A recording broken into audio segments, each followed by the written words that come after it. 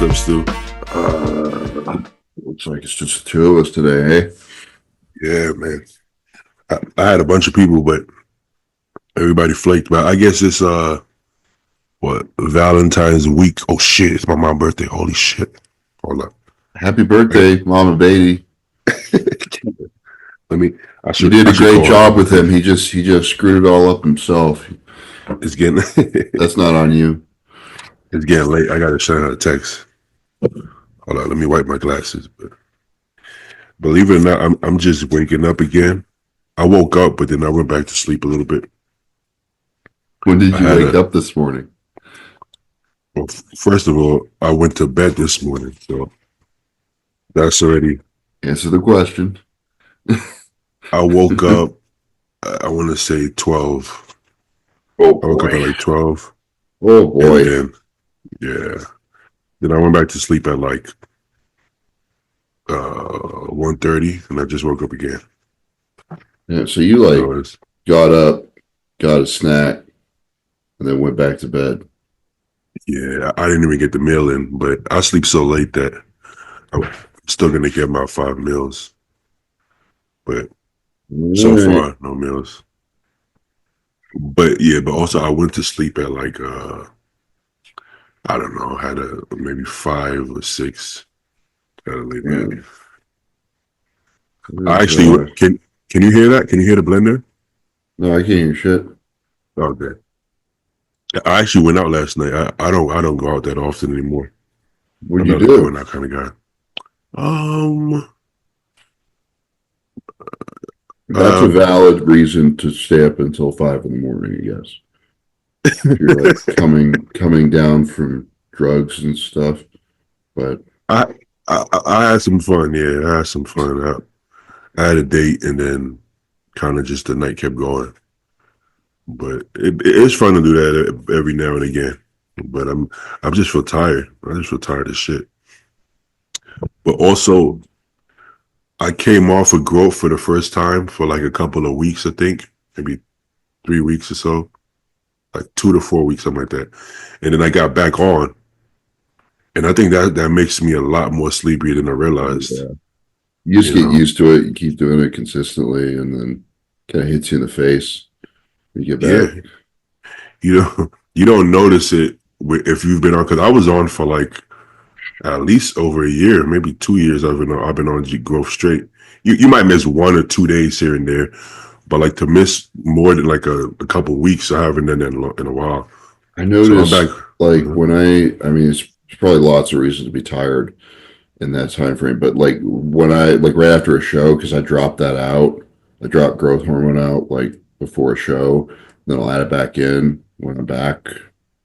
I mean, I get super sleepy, but there's a lot of things making me tired, honestly. Carbs too. Yeah, food, and also just like I feel like your body's just trying to recover from a couple of months of abuse that you just put it through, just systemically.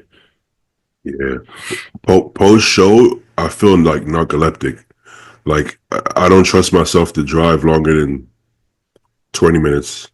I crashed my car once when it was like a week after one of my shows, and I just fell asleep, dozed off, and just drifted into somebody in the other lane. So stupid. Could have been way worse, but once, shit, that happens to me. You know how I drive already, even when I feel good. I can't imagine. You might be a better driver when you're asleep, actually. Yeah, I might be. If you see my car right now, I still haven't got the repairs done. So I got some dents, some scratches, all type of shit. But it still looks nice from the right angle. And I go and from 50 feet away. And I'm usually out when it's dark, so it looks good. In the dark, it looks good.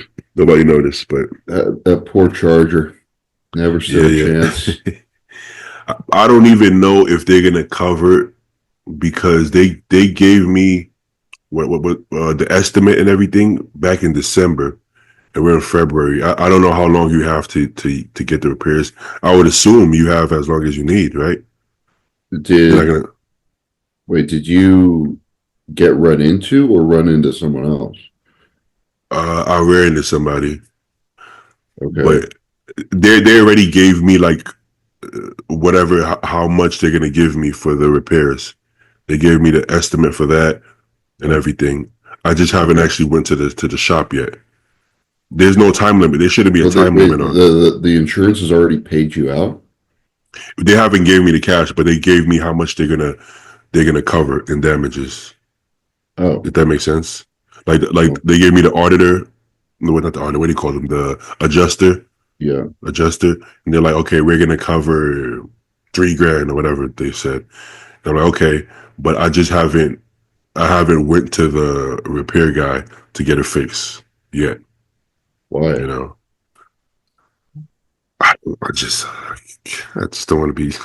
Just haven't got to it. I don't know. Because then I have to get a rental. I have to go there get a rental and then Wait, wait. dude, the fucking city burned down Okay. in the meantime, and you still haven't gotten your car fixed. Oh man, I know. I'm the worst procrastinator ever, bro. I'm the worst Yeah. procrastinator ever. I just put things to the side. Especially it's like I'm at a point where I don't really care how my car looks. I have to get it fixed because it's fucked up. But I don't really care how it looks. So it's like it's not a big deal. Whereas before in the past, I would have went immediately because everything has to look perfect. But you Yeah, know, I mean, I'm gonna be honest, dude. When I saw your car in what was that, like May last year, yeah, uh-huh. resale value is not going to be good on it. Let's just put it like that. So No, it's not. It's not. it's been an accident, you know. It's I've been had a few. one recently, probably more than one. So Yeah, but I've been in a few. With this one, I've been in maybe two, something like that. I don't know, but yeah, it's gonna be horrible. It's gonna be horrible. So it is what it is. I mean, what are you gonna do? You live and you learn. You know. yeah, dude. Uh, Remember, this is for those watching. Be careful who you buy your cars from. If they're used cars. Um, yeah. By the time I got it, it was already not in the best condition because I've had a lot of issues with it. I feel like a Dodge shouldn't have that many issues, No, no, no. but Okay, here's the thing, right? mm, Dodge has issues once Dodge people own it for long enough. And by okay. Dodge people, you can infer what I mean by that. They put some damage on it for sure. They'll put some Yeah. damage on it. Yeah. So Yeah. I mean, the worst thing for any vehicle is that, like, nobody takes care of it. You know, mhm, like, don't mhm. change the oil. That's just so fucking basic, dude. Like, change your fucking oil. You Yeah. know, that's going to fix probably half your problems right there. I think something's leaking too. I think there's some fluid leaking from the bottom of the vehicle. I'm not sure what's leaking, but I gotta check that out as well. God bless you. Well, I'm sure you'll get that checked out when you go and get it fixed, in like October or Mhm. something. What do you think it is? If something's leaking, it's not a big leak, but it's a minor leak. What could it be? Does it leave like stains on the ground? Yeah, a little bit. Yeah, probably oil. Is there an underbody pan beneath your vehicle? Like a plastic cover beneath your vehicle? You know how there's a plastic cover underneath like the engine Yeah, and yeah. everything? Do you know if that's still on your vehicle? It should be. It should be. Okay, so if that pan is still on there and you can see drips coming out, it might be a bigger leak than you think because it catches all that shit. So Yeah. like, and it pools in there and eventually it'll leak out, but like you might have a significant is it oil? Is it like coolant? Like it Um, could be power steering fluid. There's a lot of fluids in there. it does leave a bit of a stain, so that would mean it's probably oil. Okay. Yeah, so that's something I gotta Do you check out. smell any burning oil? No, actually, no, I don't smell anything. Not you mentioned it, Okay. but I mean, if it was oil by now, I would probably already have some. The engine light would probably be on if it was oil by now. Or I mean, does it have an oil level indicator? It should, yeah, I believe so. It should. Yeah, when the oil is low, it notifies me. Okay. Yeah. Well, Yeah, do you know if your car has a dipstick? no, Okay. no clue. I'm not. I'm not that. I'm not that in tune with my car. Yeah, you're not in tune with your car at all. I think we've kind of No, covered that, bro. I don't know what the hell is going on with my car. Shit. I did my stupid fast V8 car thing, and it was like it totally bit me in the ass because it basically blew up on me. Uh, What car and do you now drive? I had a E63 AMG 2008. It was so cool, but like it had a lot of problems, and frankly, I should have known better. I bought it from some Eastern European guy who didn't, he lied to me about some of the work that had been done on it. He said the head bolts had been replaced. They had not been replaced. There was just kind of like coolant leaks and oil leaks. The valve cover gases were dripping oil onto my headers, and it would, they're headers, right? So they're hot, and it would burn. And as I was getting like oil smoke, I had to replace that, and had to replace all the belts and pulleys, and it just like you fix this stuff on a German car, it's like 3 to 4 times as much for the parts because it's fucking German, compared to like a Japanese car, right? For no good reason. Until I'm like in a much higher tax bracket, I don't need that kind of stuff in my life, man. So I'm just driving my dad's old Subaru Outback, which is it's a wagon, and I think it's cool as fuck, and it's a family heirloom. And he needed to get rid of it because he got a new Outback. Like we haven't bought a new car in like our family hasn't bought a new car in like 30 years. But they always just like buy pre-owned ones for like way less than a sticker and take good care of them. They'll last for ages. Yeah, Um, but my dad was just like, I don't want any fucking headache. I don't want to talk to anybody. I'm just gonna go buy this thing with cash and forget about it. He's at that point in his life. I mean, so, but the faster you get there, the better life will be, man. You know, I think most of us have to get it out of our system, and then we're over it. We scratch the itch a little bit, then we're like, yeah, fuck this shit. Well, It's not the that. itch, once you scratch the itch, it's like it comes with a bunch of other itches. That's the thing. Like, if you had the money to just get a fucking mechanic to fix everything on the old car that you bought, then, I mean, frankly, you're probably going to spend as much money as you bought the car for getting it all straightened out, Yeah, yeah, which is expensive. But so you have the money for that. Like, then you're just constantly worried about it breaking. That's the thing about fast stuff is like, it goes wrong. Um, Camrys don't really do that. You know, yeah, yeah. boring Subarus don't do that. So I like my car, man. I don't have to think about it. Facts. I don't even have like a dream car anymore or anything like that. Dude, me neither. I I like don't care the anymore. thought of owning like a fancy car or like a fast car right now. It all I can think about is the headaches that come with it. You know, Yeah, yeah. so I'm over it. I would like a nice home. That would be nice. That would be really much, nice. yeah, that would be much better because that goes up in value instead of falling off a cliff. Yeah. So, Huge kitchen, nice bathroom.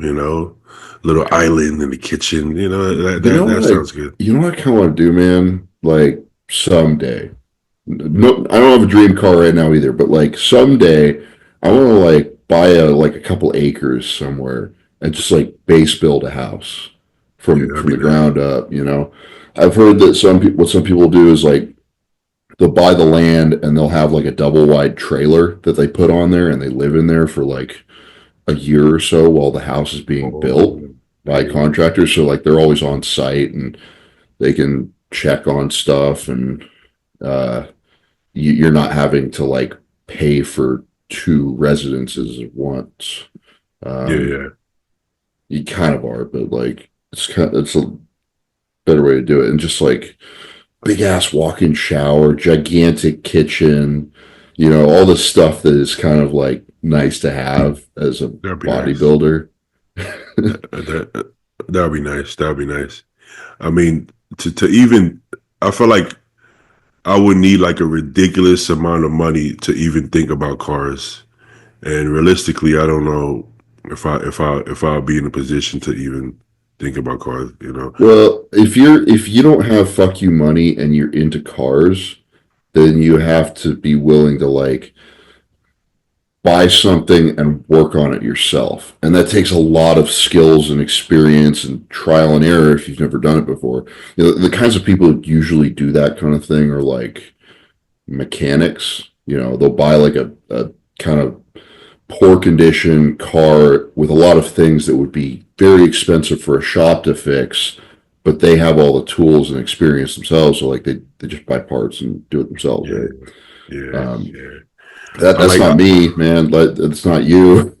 no. I like to follow those channels though. They make good YouTube channels. Yeah, I, yeah, it's I super watch this guy. interesting.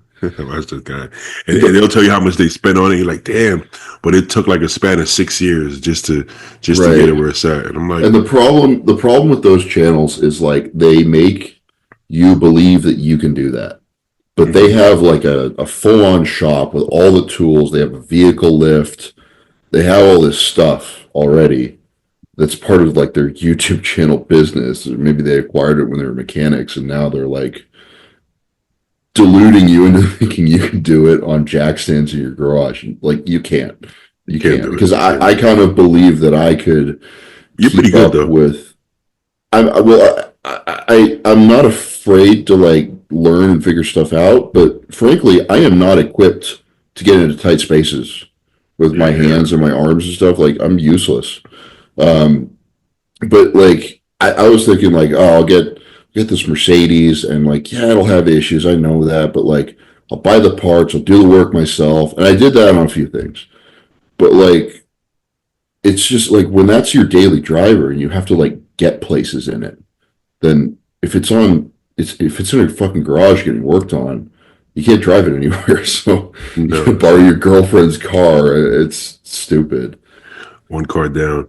I don't even like rentals. This is why I still haven't been to the car shop because I'm not gonna get an expensive rental. So I'm gonna get the shittiest, cheapest rental I could get my hands on. So then it's not as fun to drive. It's probably a little smaller, but I got to get it done. Hey, do you and your girl celebrate Valentine's? Was Friday. We didn't really have time to do it on Friday and Saturday. I was working at the gym all day. Um, and then she's got her with her work schedule's kind of fucked up. So like Damn. I'm gonna be we're like kicking the can down the road. We're gonna like go to a museum or something when we get the time to. So There you go. sometime. Yeah, yeah, yeah. Yeah, Meg doesn't seem like she would trip on something like that, because No, we don't really dwell on ceremony and stuff like that. It's like we'll get it done when it makes sense. yeah, yeah, yeah. I feel like that's the best way to live. The way you guys think like you're like in your 40s, which is the best way to think. Yeah. People people about our age don't think they don't think of the bigger picture, so they end up being kind of lost because they sometimes it's okay to thinking now, hey, go to your bed, boy. Trying to sneak some licks in on the floor, trying to see some scripts, get some scripts. But yeah, so I think thinking like that, you'll be a lot better off when you actually get to 40, you know. Yeah, But well, I mean, like we want to have kids eventually, right? So like you have to have your shit straight with just the two of you, financially, relationship wise, all this stuff, before you can even think about responsibly bringing children into the world, right? You have to be pretty set up. So like that's what the goal is for the next couple of years for us. We want to get a home in a couple of years. Like we have goals for like our income. It's like boring middle age stuff, but it's important if you want to actually get there. Because yeah, yeah, unfortunately, everyone can have kids, and my girlfriend actually works with a lot of the kids in juvenile detention that this is horrible to say, but like they came into the world into homes that were not prepared for them. I'm not going to say they shouldn't have been born, right? But their parents were irresponsible and They are, yeah. generally not good people. That's it's not universal, right? But like that is the common thread with those kids. It's like they kind of were destined for that life. Why are you having kids if you can't take care of yourself? Let alone, okay, so you're a man, you can't take care of yourself, can't take care of your girl, and then you guys decide to have a kid, and then people say, "Oh, it's Well, an I don't know. accident." That's not it. They don't decide. Sex feels good. Yeah. Well, they say like, "Oh, it's an accident." You can't have sex by accident. That's not how accidents work, right? Accidents is I slipped and fell. You don't slip and fall into having kids, so, and you didn't even try to use protection. First of all, you didn't try to use contraceptive. There's nothing accidental about that whatsoever, so it's just not a good, and maybe if it happened once, maybe then still not an accident, but at least you can say it's a one time thing. But some people have, like, we're talking about 3-4 kids, and it's just Yeah. it just happened. But And it's like, but the really disappointing thing is like when that happens, right? Like they don't. Neither parent really steps up to the plate. It's like, oh, okay, your life being about you is over now, and now it needs to be about this little person. Like that needs to be like everything, pretty much.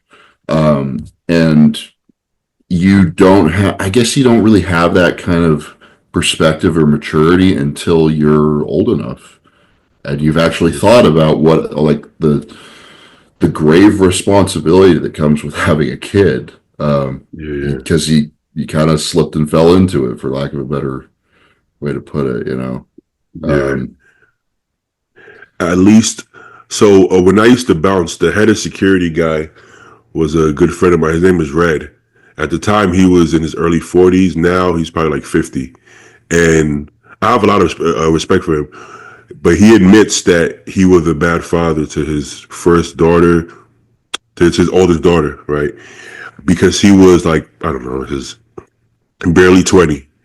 And now he had a son and a daughter after that, and he's the best dad ever, right? That's forgivable. You learned and you wanted to be a good person. You just didn't have the tools. Some people don't give a fuck, and they'll never actually fix what they done. Now he has a great relationship with his older daughter, and she forgave him. Because she has kids too. She's like, I get it, whatever.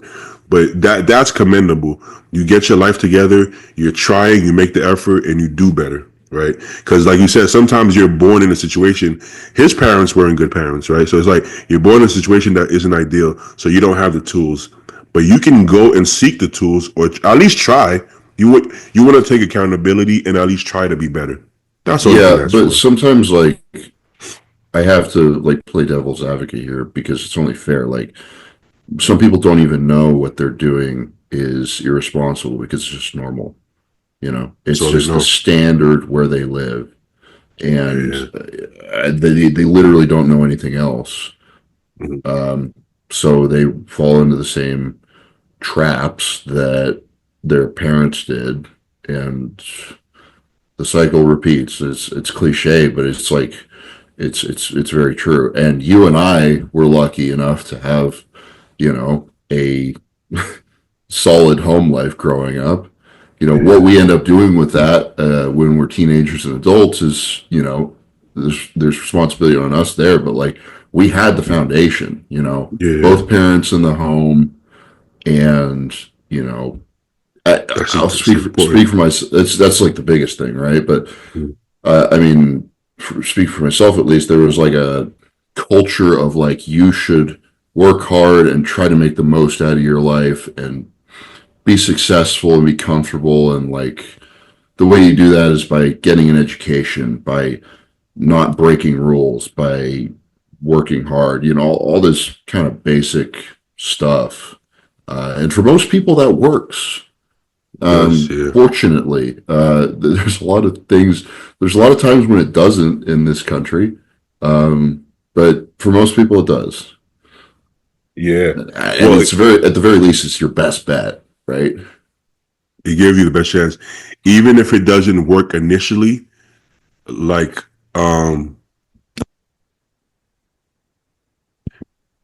even if it doesn't work initially, you can hear me, right? Yeah, yeah. Like, let's say when I was younger, I would break the rules intentionally, but I had rules, right? Think about it. If your parents didn't even have any rules, you're not breaking the rules because there is Yeah. no rule.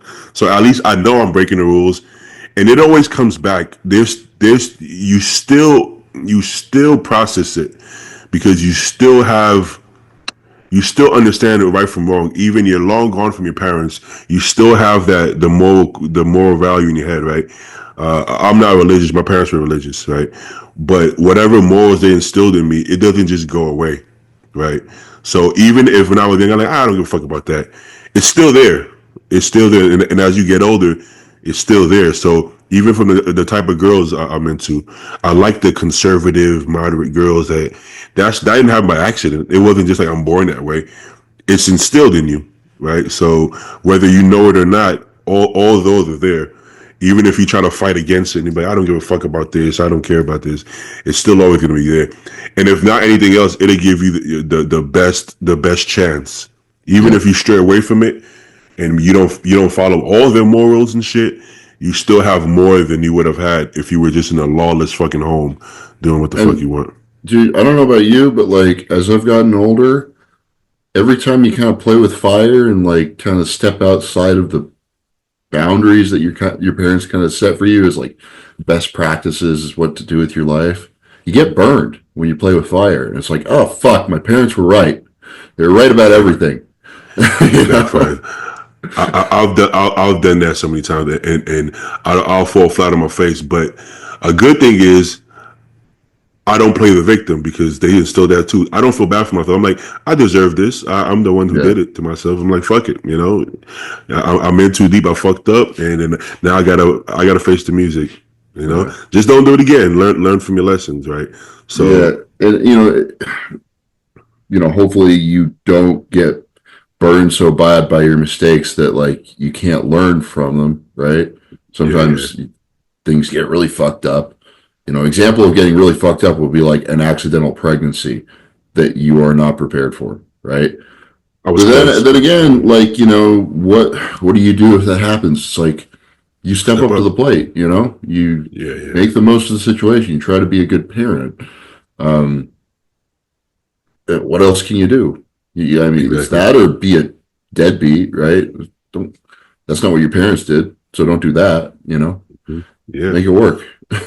Well, my oldest brother actually ended up going to prison, and he got out, and he right now he has a family. He makes really good money, and he turned it around. So he didn't sit. Most people go to jail. Oh, it's not my fault. It's the system. It's what he. That's not how he felt. Even though he fucked up, he still was never the victim. He's like, I fucked up. I landed myself here. It'll never happen again. And he completely 180'd his life or 360's Yeah. his life. And he put himself Sometimes, in a. dude, sometimes it is the system. Like, I got to be honest. Because, like, for example, those kids that my girlfriend works with, right? There's a lot of repeat offenders in there. And these are like, over the course of their teens, they are in and out of juvenile detention because, like, say they go in at 14 for something, like an armed robbery, they get out a few years later because the sentences are pretty short sometimes. And they come back really quick because, like, they get out, their parents are like gang members themselves, and they're like, telling them to go do this stuff.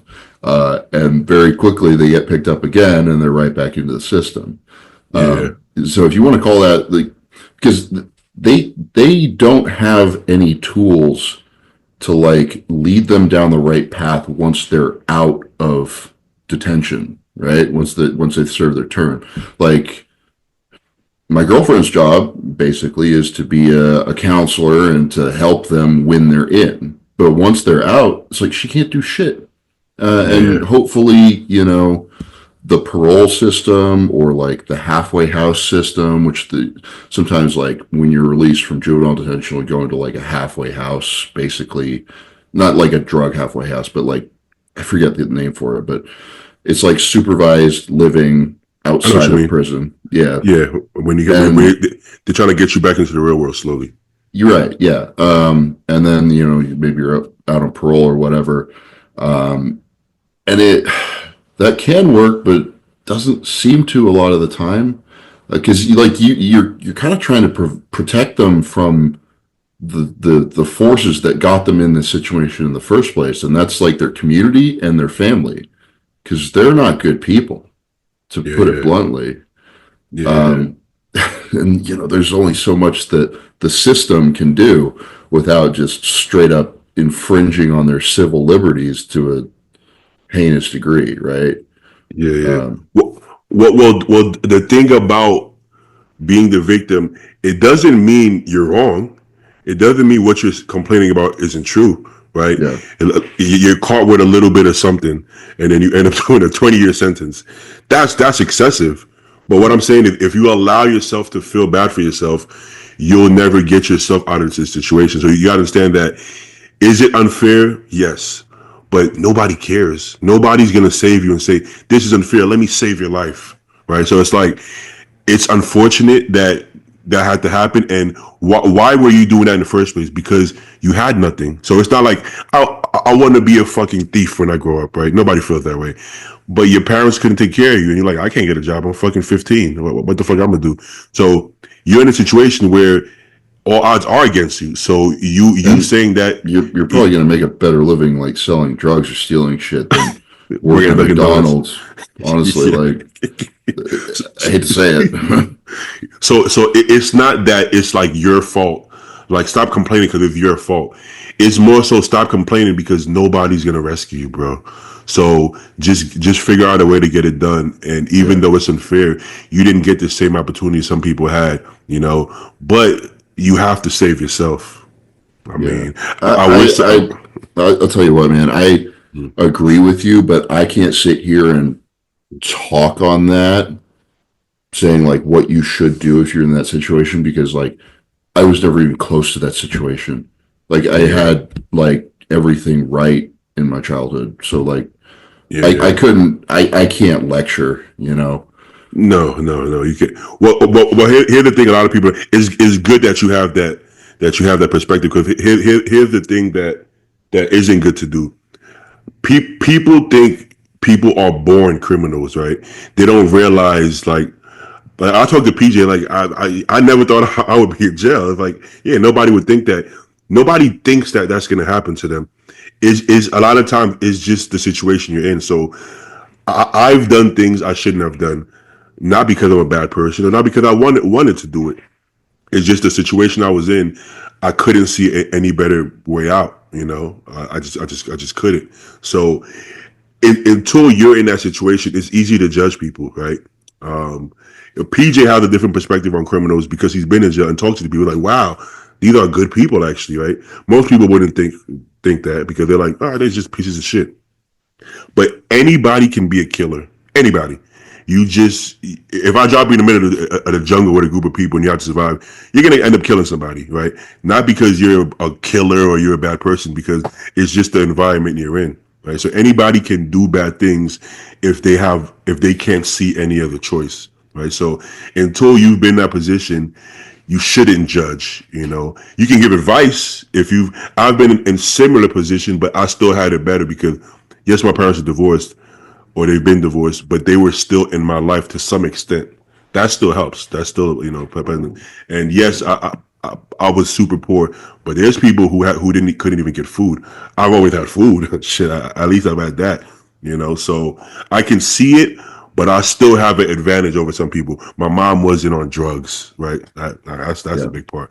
that's But really big. the best the best advice I can have is always try to do better, even if you're in a position where this is not the right thing.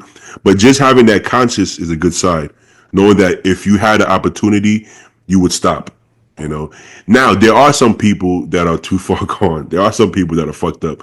I'm not saying it's their fault, but they're so far gone. They've been in a certain lifestyle so much they don't know any other way. And even if you try to help them, you probably couldn't. Well, But shit, we've talked about this before. Like, we were talking about like rappers who like they're rich as fuck, and they still end up getting killed in like street shootouts over nothing. You it's know, insane. it's It's because insane. like that is all they know, and that's like their identity. And if they don't stay true to that, then I don't know, it destroys them. They can't So see any other dumb. way. But like, yeah, I mean, that's different situation, obviously. Like, you made it out. Just like fucking keep going, dude. Like, Yeah, yeah, most of these kids that they they really don't have a chance. It sucks. yeah, yeah. Megan's job is I don't think it's one that I could do. I don't think it's one that most people could do because statistically speaking, it's probably not going to really lead anywhere. But like when it sometimes it does, you know. And she does know of like some kids that she's worked with in the past that are like success stories now, and they're like, you know, did something with their lives, which is cool. I just saw that on Instagram. There was this guy that helped out. Was it 50 Cent? I think it was 50 Cent. Yeah, he helped out 50 Cent as a kid. He put him in some music program when 50 was doing bad shit, and he just felt like he wanted to help him. And years later, he becomes 50 Cent, and then he invites him to his private jet and the whole nine, and he thanks him and the whole. And it's just a nice story to see. The guy believed in somebody who was at the time was everybody thought was a piece of shit, and now 50 is a very successful person, and he has that perspective, so that's dope. But 50 is a good example. He's in a position now. He'll never. The way he deals with his beefs is hilarious now because he'll It's do so it. good, dude. He'll do it in like a legal way. It's like it's crazy. He's beefing with Big Meech, who was like one of the biggest, I think the biggest drug lord, but probably we've seen at least in the inner city, and he's beefing with him. But his son works for him, and 50 found a way to buy his rights, his life rights. So 50 owns your life rights. That's insane. What the fuck is life rights? His rights to make any like movies or like shows about his Oh, yeah, like your likeness kind of thing. yeah. So 50 Okay. had a show called BMF, which is about Big Meech's life story as a drug lord, and now Big Meech was taking pictures with Rick Ross, which is 50's enemy.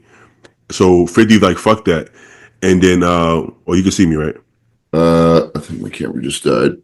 Uh, so 50. No, let me get fix this. Go ahead. Keep talking.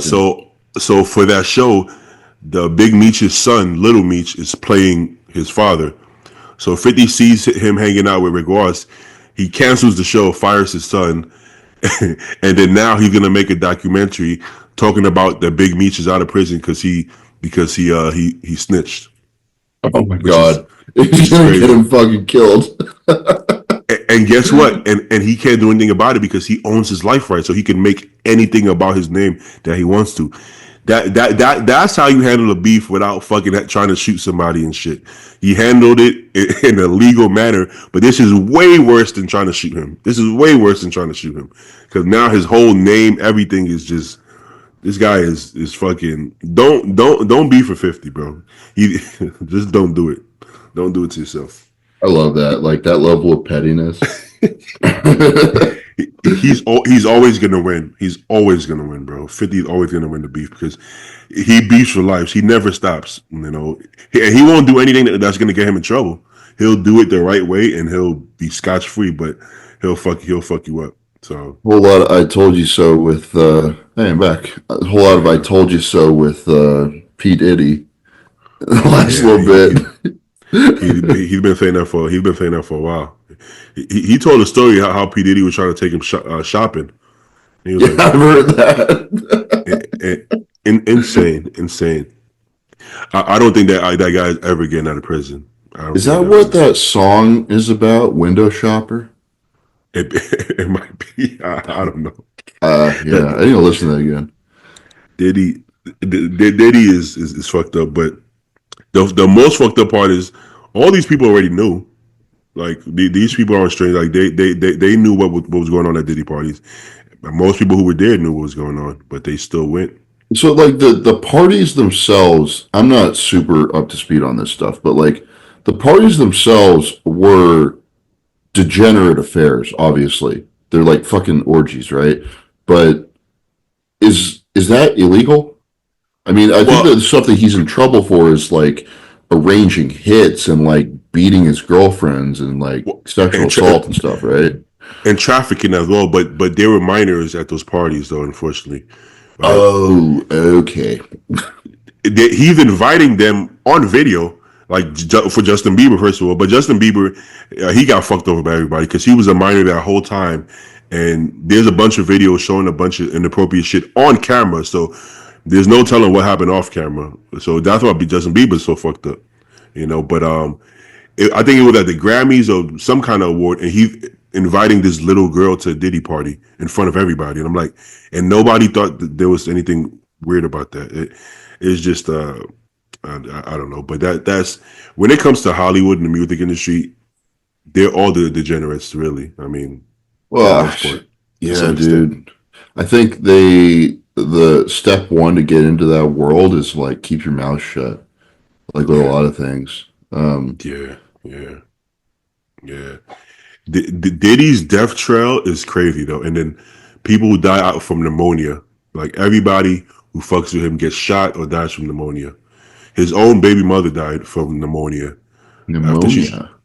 The fuck? Yeah, yeah. I don't know what drug, what poison they're using to get that effect, but something's going on, you Some know. crazy weed, dude. And she was writing like a tell-all book about him, which I think everybody in the industry already knows. She's telling us, but I think everybody's aware of it already. If I'm being honest, you know, he beat her so bad she had to get plastic surgery, and everybody knows that story already.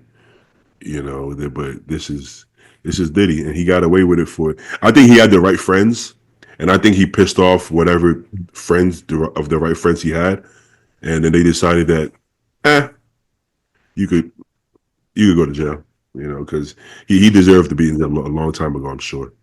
Ran out of rope. Yeah, yep. Should we talk about bodybuilding on a bodybuilding podcast at all day? I What's think we going should. on? We're 2 weeks out from the Arnold. Less Yeah, than that. let's see what we got. Oh, Any bro, info? good news. I'm actually going to go to the Arnold.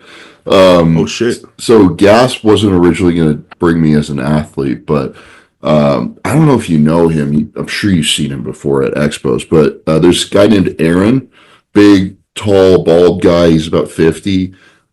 He runs the Gasp pop-up shops. Oh yeah, yeah, He's, yeah. Tall guy. Yeah, I know tomorrow. yeah, He super got a high tan, energy. Yeah, he's got like that, a you mulatto know, tan. old guy tan. Yeah. He's not that old, but he's super high energy, right? And I was like, hey dude, I want to like go to events and stuff. So like, I talked to him about like doing a couple of pop-up shop shows throughout the year, and he was like, we have an extra spot for the team for the Arnold booth. I was like, fuck yeah, I'm in. So like we're driving up. It's like a 16-hour drive. We're gonna drive up on Tuesday, and I'm just gonna be hucking t-shirts all weekend. Great. I think it's gonna be fun.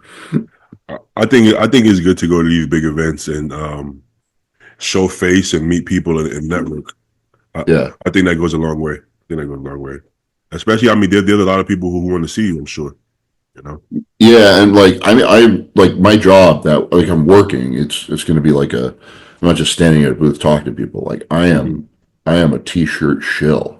So if you're watching, if you come to talk to me, you need to buy a t-shirt, or I'll Yeah, be yeah. very sad. I I'll want. I sign want it to see. for you if you give a shit. I want to see like a collab shirt, like a fear the fro gasp shirt. That's what I want. I need to get better before they do any shit like that. It's coming soon. It's coming soon. All right, let's see what we got. What's the go-to bodybuilding site? Is it still a bodybuilding without borders? The go-to post, Yeah, I say go-to so. page. Yeah. Okay. Let's see what we got. It's your boy Wait, Vitali. I mean, honestly, that's really my boy now. I like this guy, man. I just had to make sure he was real, and now I like him, bro. I He think looks nuts, honestly. I think he's a top 10 Olympian if he comes in with the improvements that it looks like he's going to come in with. He was already peeled. He already had, I mean, pretty much everything there. Maybe you could say maybe a little bit more like upper body, maybe. But honestly, I don't know, not even. Just a little bit more size, and I think he's a top 10 Olympian. Yeah, in this pose, he looks a tiny bit unbalanced with like his arms and delts aren't as crazy as his legs, but he has a crab most muscular where they look really good. So Yeah. Front I double. mean, he's pretty balanced. He's conditioned. He's freaky. Like, yeah, I think he might win Detroit. I think he'll Wait, probably win Detroit. who's doing Detroit again? Oh wait, he's Can't remember. doing Arnold Classic South America. Excuse me. I think that's right before Detroit. Oh, yeah, he's not doing Detroit. Yeah. I remember. Fuad said he was upset that Martin won. He didn't Oh, like that. But I think he was insinuating that Martin is friends with Fuad, but it doesn't work that way. I guess they're friends now, but I mean, at the I don't, time, I don't really think they like bro. knew each other. I don't think they were friends at the time that he won the show. I think he was just another guy, you know. But even if they were best friends, Fuad doesn't tell Yeah, Tyler what the fuck. Fuad isn't judging, so. Hey Tyler, make sure my guy get like it doesn't work that way. But Oh like, yeah. do you think the Brazilian guys like Rafael Brandao or Marcelo, do they beat him? I don't think they do. I don't think so. But in Brazil, that makes Yeah, I'm not trying he to does insinuate live in anything. Brazil. He does live in Brazil, That's but gonna like help. he's not Brazilian. He's Russian. So But I do yeah, think him living in Brazil, even the crowd reaction, I think because the Brazilians do like him. I think living in Brazil is gonna help him. I'm not saying the judges are going into the show like let's give it to a Brazilian because non-Brazilians have won the show.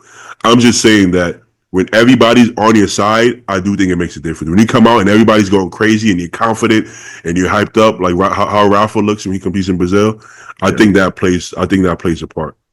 Listen, we're all human. I think it plays a part personally. Yeah, his I arms do. look good in the back double, front double.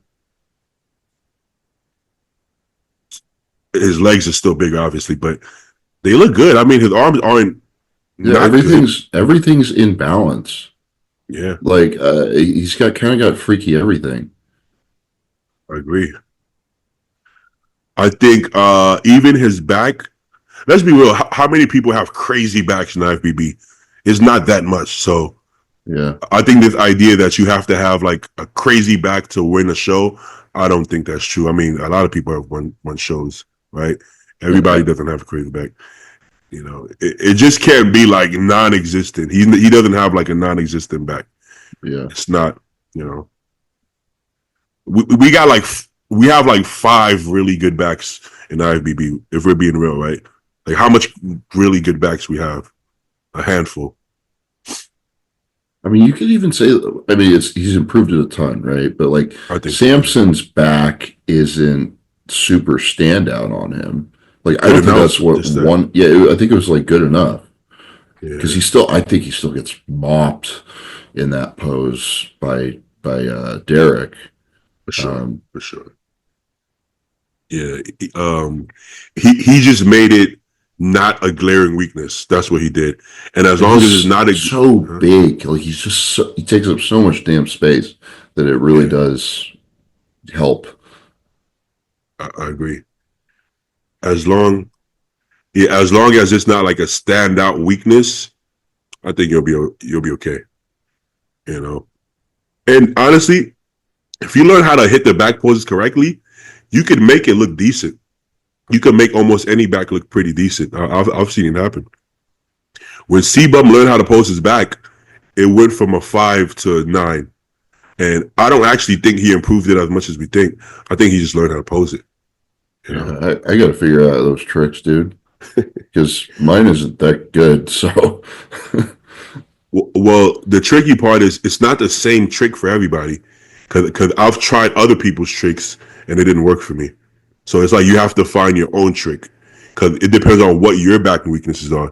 If you have weak erectors, you bow out your lower back. If you have a wide back but it's not thick, you squeeze it together, right? Like to make that. So it's like you fake it basically. You whatever your weakness is, you fake it to make up for it. You know. So it's like some people with wider waist, they arch their back a little bit to create a smaller, you know. So, Bonak, he leans back further so that his waist looks smaller. So he'll lean back a little further than everybody, but his back is so thick it doesn't flatten out. It just looks like more of a taper. You kind of just, I don't know. yeah, I kind of have to do that. Like, I have to lean back pretty far.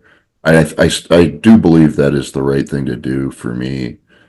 Yeah. Like, I don't think it helps me to like be straight up and down. Mm-hmm. Yeah, you're gonna have to have one thick back to stand. You know how people like stand super straight. You're gonna Yeah. have to have one hell of a back to pull that off. You know, Derek could do what the fuck he wants. Derek's back is he doesn't have to use no tricks. He's good.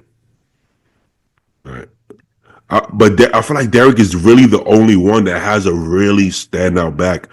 I know you have Regan have the good back too, really good back. I think But like, Hottie's is like bigger and thicker, but it doesn't have the same level of detail and conditioning that Derek's does.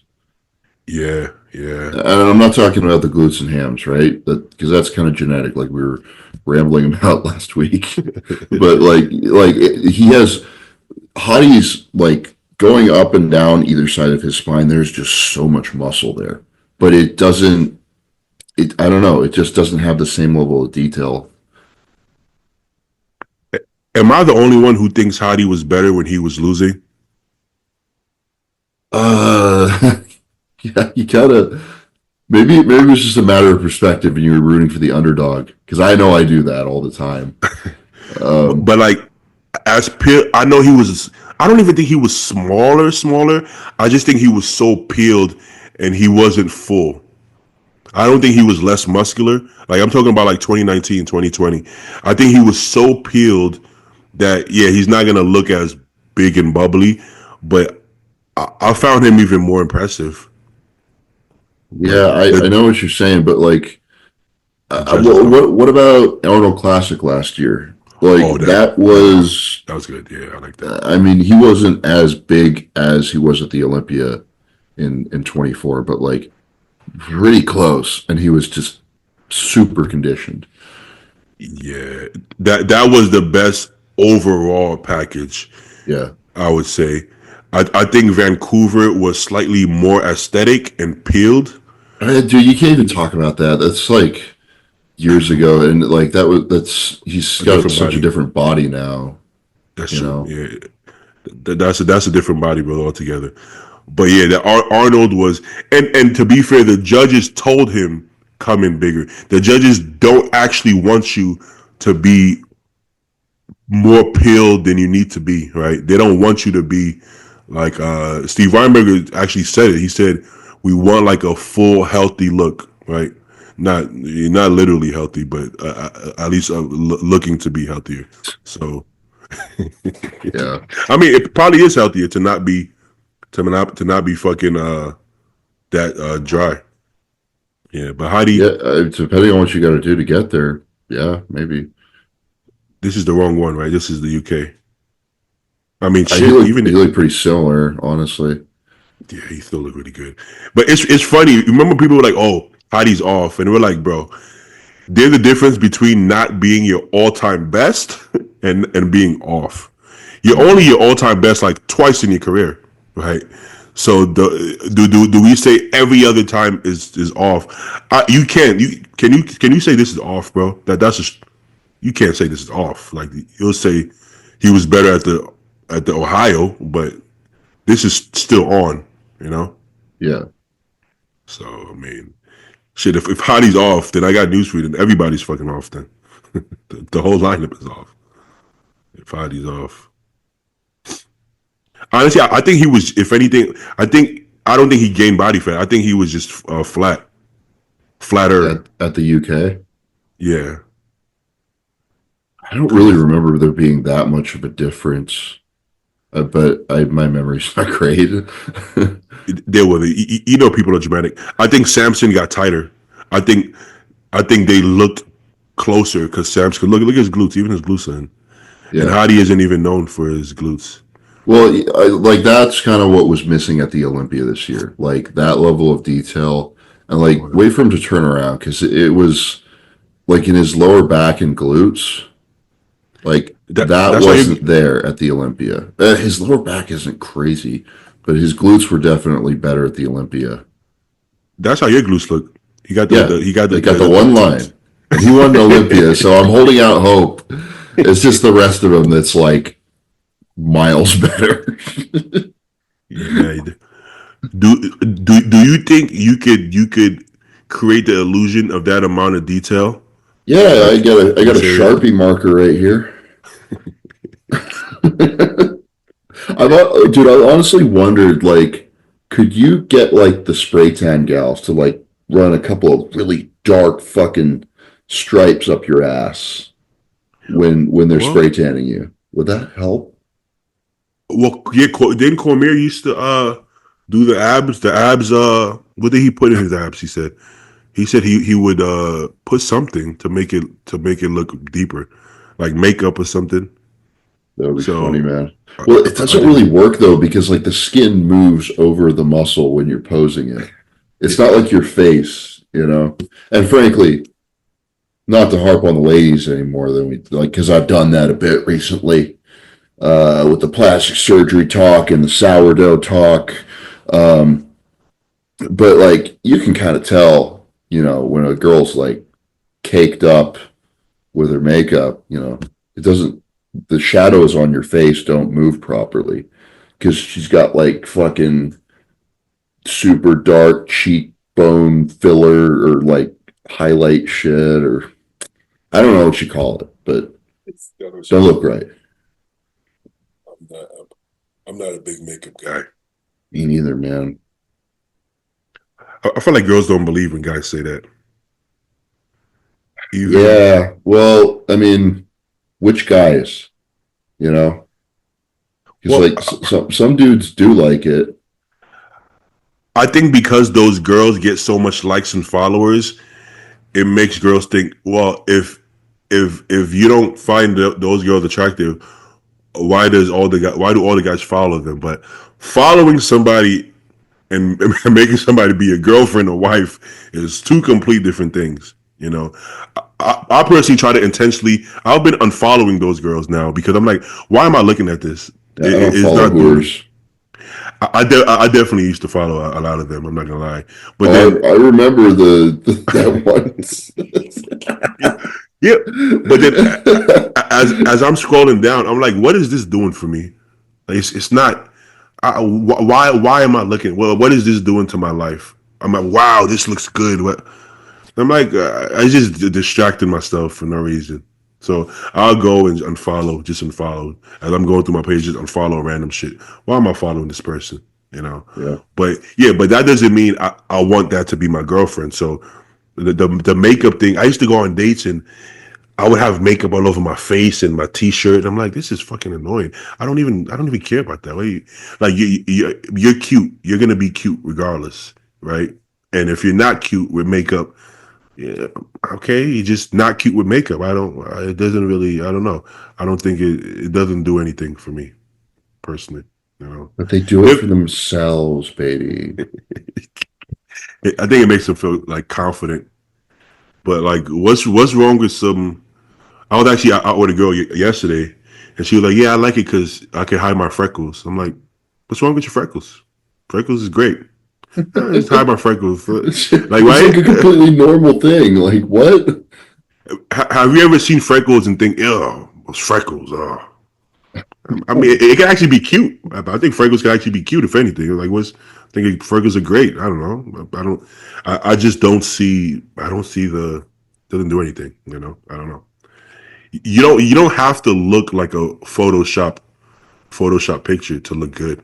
You could just look good. You know. Anyways, let's not go down that rabbit hole. Let's Hold tight. see. I'm gonna go to the bathroom real quick. You taking a dump or a No, I'm not pause? taking a dump. Okay. Cause I gotta pause it if you take a dump. While I'm here by myself, shout out to Dialed. I want to hold the can up, but last time I did that, I got demonetized. So let me see this way I could do this. Get your, I don't know what the fuck I just did that for. Get yourself some Dialed moods. They have gummies. They have energy drinks. I think it has 150 caffeine. Got some kratom in it. It got some it's like a mushroom extract, I think what they call it. A lion's made cordyceps. If you're familiar with what that means, it's some kind of mushrooms. But I just feel energized. My mood feels better. Really helps with cardio. Oh, what's up, Stu? I was just talking about dialed moods. I have a creative story. Oh, So last week, I forget what day it was, but I took some kratom like kind of mid afternoon because I was trying to get some work done, and I've noticed that like when I take it, like it will help me a lot with focus. I think it's good for that, and me it's too. kind of a nice alternative to just like using Adderall because it's I don't want to take a lot of Adderall all the time. I prescribed it, but like it's not great to be on amphetamines all the time. But anyways, I took some. It was like one of these squeeze packet things, Ooh, and these have 150 milligrams in the whole thing. So I had like those are strong. You got to be very careful with them. strong. So I had like a third of it, and then I had like another third of it like 3 or 4 hours later.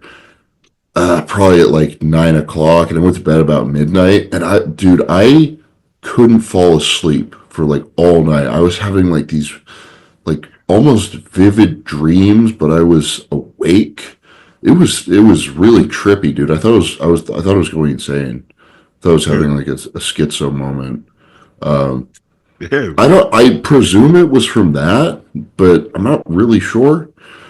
Uh, yeah. it was the problem with those little packets is like there's 150 milligrams of kratom extract is a lot, so I don't want to take all that, but it's also hard to dose with just like a fucking squeeze packet, you know. You don't know how much you're getting. You don't know how much you're getting. I guess I could like bust out my milligram scale, but That's wild. I think this has 50. I want to say this has like 50. I think the So, dialed ones have 75 oh shit, okay. in the whole can, which isn't crazy, but it's like you definitely feel it. I noticed it. I usually drink like half. Off season, I'll probably only have it like once or twice a week, and I Uh, might have half of it. But in prep, oh man, when prep gets rough, I have as much as I need, you know. But I had got a care package from that Mint 45 or Uprising. yeah, I forgot. It's one of it's the same company, but I had Yeah. got a package from them some time ago, and I would use like a third of that, and I felt good. Then I stopped feeling it. Then I would do a half. Then one day I did a whole thing, and I felt so good. I was like, you know what? I'm gonna do another one because I had done my cardio worked out. Then I was going on a date. I was like, I want to be upbeat, so I took another one, and I ended up throwing up that night. It was just, I just, yeah. So, you gotta be careful, and that was early on. I'm pretty sure that was before I was with dialed. I think so. I didn't really know that I was new to it. I didn't really know how what it, side effects or anything like that. So yeah, you got to be careful with that. With dialed, if I chug a whole can, I may get nauseous depending on if I ate food or anything like that. So take it easy. Anybody who tries it, starts to work your way up. You know. Yeah, and on that note, remember how last year like Mint 45 was like putting up extra prize money for a bunch of shows? Hmm. Have you seen them do that? Are they doing that this year? I haven't seen them do it at all. I haven't do it. Maybe they Yeah, didn't get the return. Maybe they didn't get the return they wanted to I don't get. think they did, man, because like It's a big everyone was investment. talking about this shit last year, and I mean, have you seen like the prices of the like Mint 45 products? I don't know what the dialed energy drinks cost, but No, I like don't. I know the prices either. it's pretty fucking expensive for like if you were to use this on a pretty regular basis, it's expensive to buy this stuff. So like I think people have kind of like given it a try, but they're not buying it in the same volume they were last year, or maybe they were just trying to like break into the space and they're not seeing the return that they hoped for. It's hard to say though. I can't personally think of people who like buy it and use it regularly themselves. I have personally never bought any of this stuff. I've gotten friends that gave me Kratom products. So Well, yeah, that's the thing. Everybody I know who takes it regularly is sponsored, yeah, and you know, but the people I know who do take kratom, who aren't sponsored but take it regularly, they go buy like bulk, like somewhere. I don't know where they get it. I'm sure yeah, they that could. you get like powders, right, or capsules. Yeah, Yeah, which is a slightly different product, like the mitragina extract that they put in these like Mint 45 things is a little different. Okay, I think yeah. uh, definitely more potent, but like you could just take the powder straight. It kind of tastes like shit. Tastes like super strong tea, I think. But I it's would like that's imagine a cost effective way to do it. it's the best way to do it. Um, Yeah. Well, PJ takes kratom. I'm pretty sure he said he. I don't know if he currently does or he did, but he was buying it in bulk. He told me. You yeah. know, he might know where to get that. I might look into that if I can see what I can do with that. Make some fucking some my own gummies, homemade gummies with THC and kratom stuff. God, That's not bad. All right, we what were the hell was talking you about talking the about? Arnold. Oh I yeah, get distracted. you got Samson winning, right?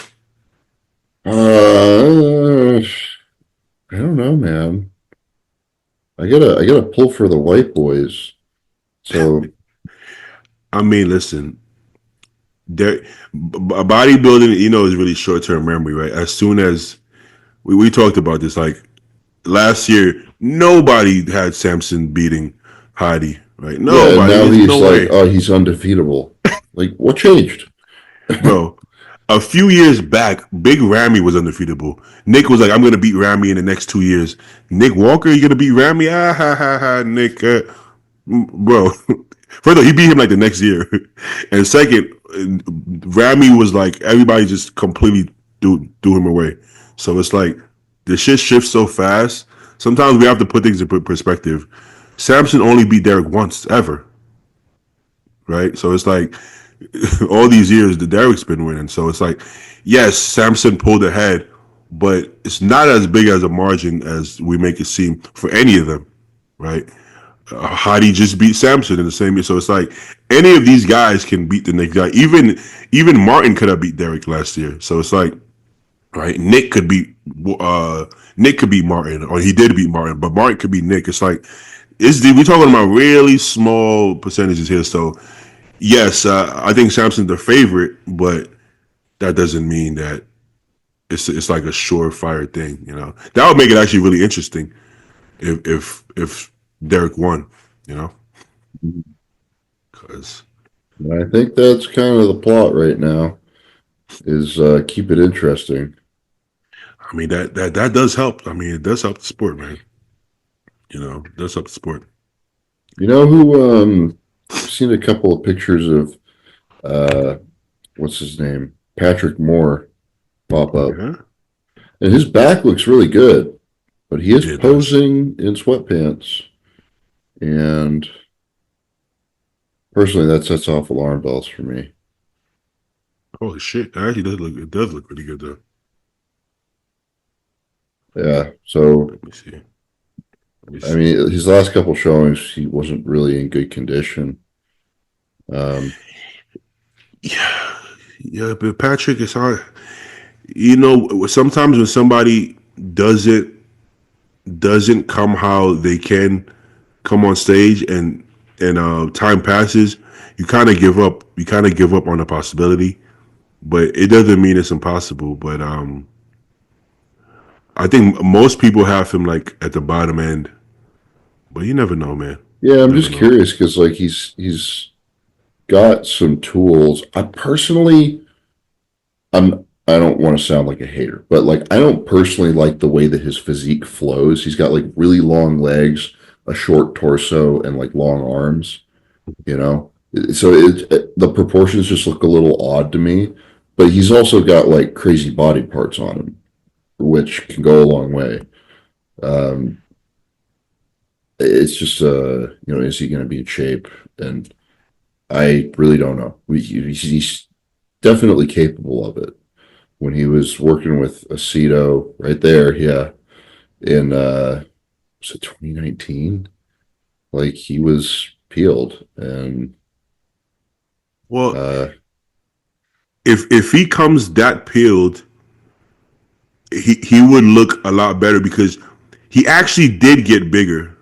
Like when you look at the old pictures, even off season, he yeah, is big. He is bigger. He just because he's not coming in peeled, he doesn't look bigger on stage, right? Because when you're holding that layer of fat, you don't look as because he's definitely bigger now than he was here for sure.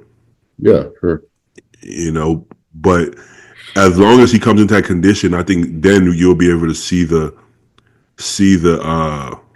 what's this? You'll be able to see the improvements.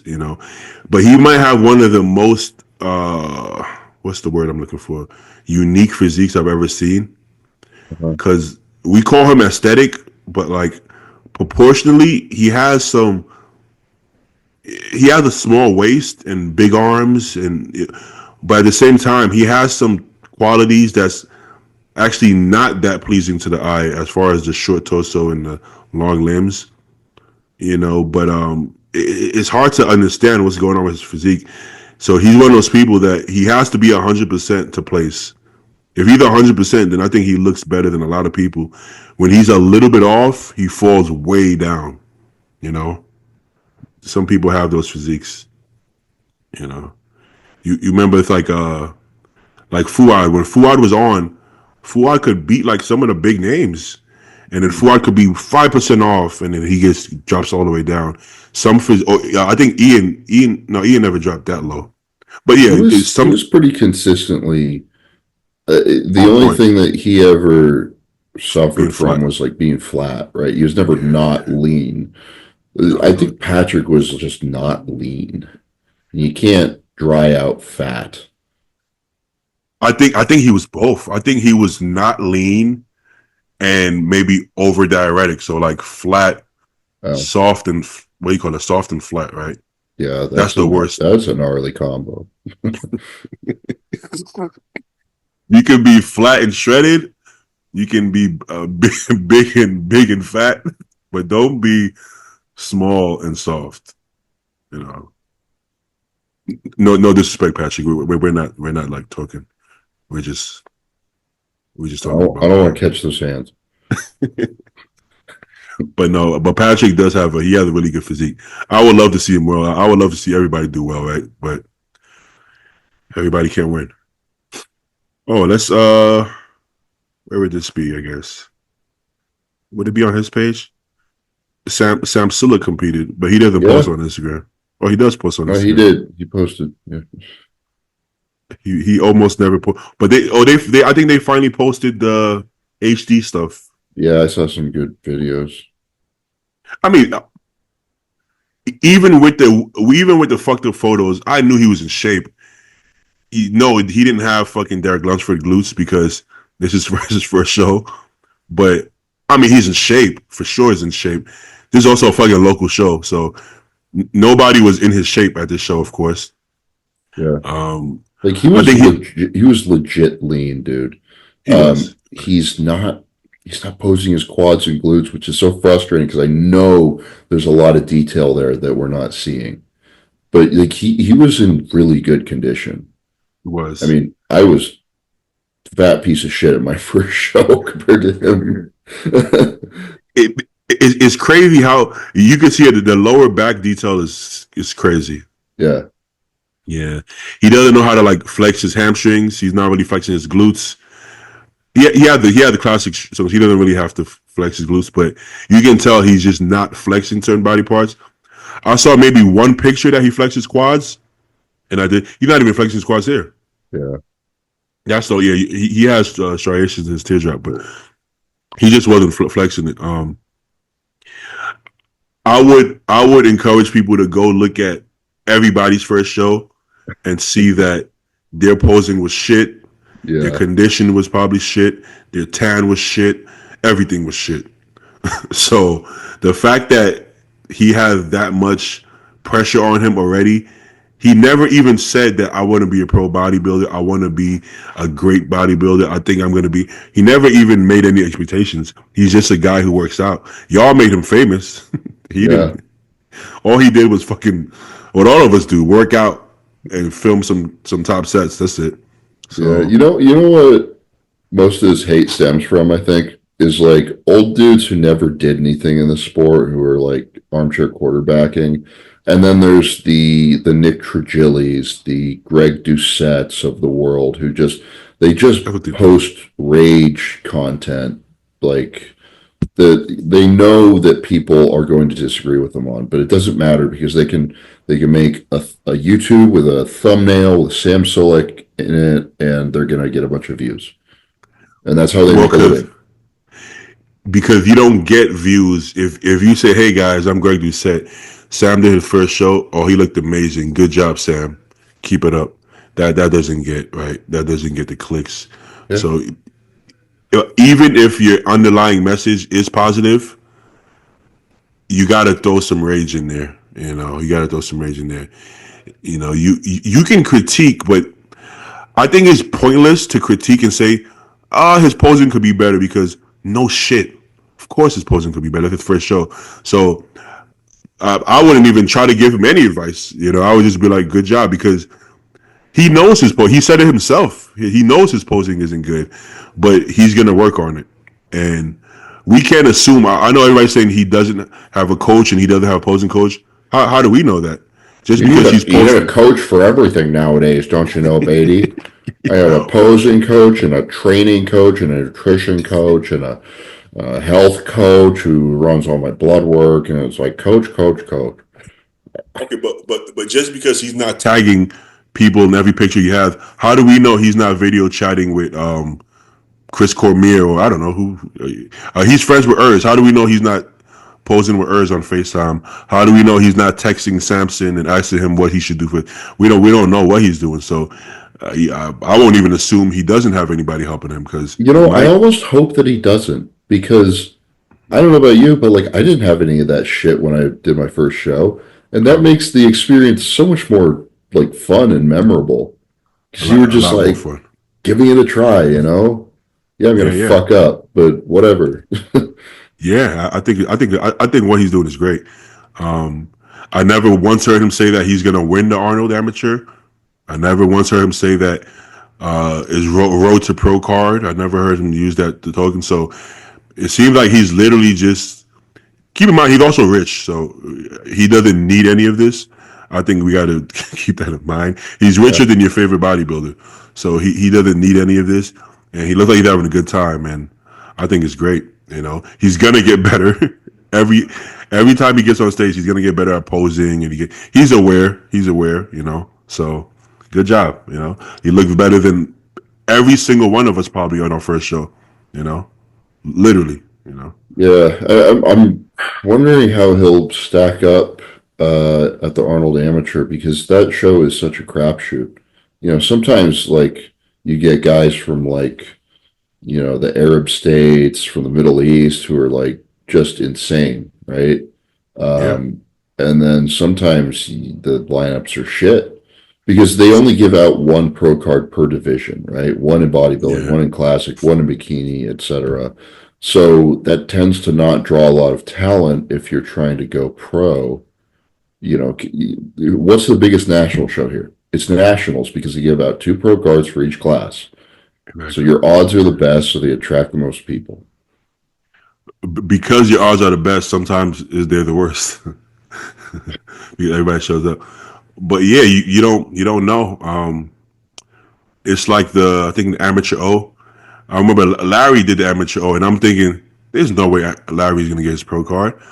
But then I saw the pictures when he was fighting for the pro card. I'm like, I actually think he should have beat the guy. The guy had a better physique, but the guy wasn't in shape. And I'm like, damn, Larry's so much more peeled than him. I would actually give it to Larry, even though his legs were undersized.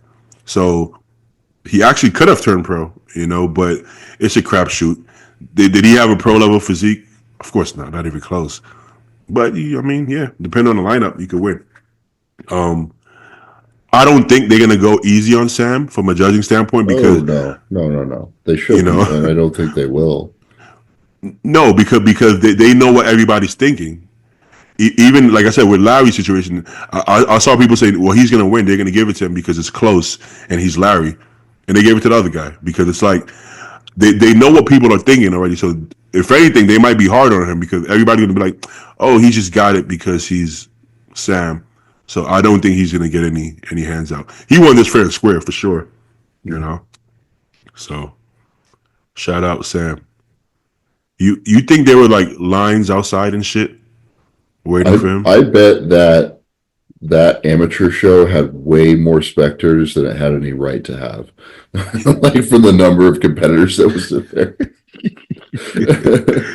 It's funny because you could hear people cheering, and I'm like, I don't. Sometimes by the time the classic guys go on the local shows, people are like not even there. So I'm Yeah. like, yeah, it probably was crowded as fuck, but shout out to them. Good job, Sam. The promoters should be paying him to do their show because, like, how much Oh money do you shit, think he made them? a lot more than. Oh look, they even posted it. Look, three Yeah. 3 days out, Sam. That's a. To be honest, I would have reached out to him and do some kind of collab. You know, I would try to get him to do my show. I would be like, hey, well, I'll give you shit. This is business. Fuck it. Doesn't mean you're gonna win, but Yeah, I don't like just that, show up. dude. That ends up just being like a promoter mooching off of a kid doing his That's first true. show who happens to be super famous. I think that would be scummy. Uh, You don't think Prague did that with Sipo? that's Possibly. a good point. Yeah, I mean, they got to bill themselves as like one of the biggest post Olympia shows last year, right? Sebum isn't greedy and he's humble, but damn, that would be a travesty if Sebum didn't get a check from that shit because see what he did for that show. There has to be some business talk, or that would be robbery at that point, you know, because that was he made that like one of the biggest shows. All right, we want to do a couple questions. Yeah, yeah. We've been on for a while now. Let's see. Fuck, dude, I'm hyped for the Arnold. I didn't think I was going to go this year, and I'm going. It's Have you going to be a been? blast. Yeah, I went last year with Apollon. Okay, okay. We did 3 days straight at the booth, which is Yeah, exhausting if you're a fat fuck like me. well, 3 days. One day, I need the next day to recharge. I've never done more than one day, and I'm not Yeah. even. I don't even really stay at the booth at all. I kind of just walk around. Were you working at a booth? I mean, technically yes, but we're dialed, yeah. But Oh, for the LA one? for the last couple of years for the LA one this year and last year. Okay. This year was big though. I'm not gonna lie. This year was pretty big.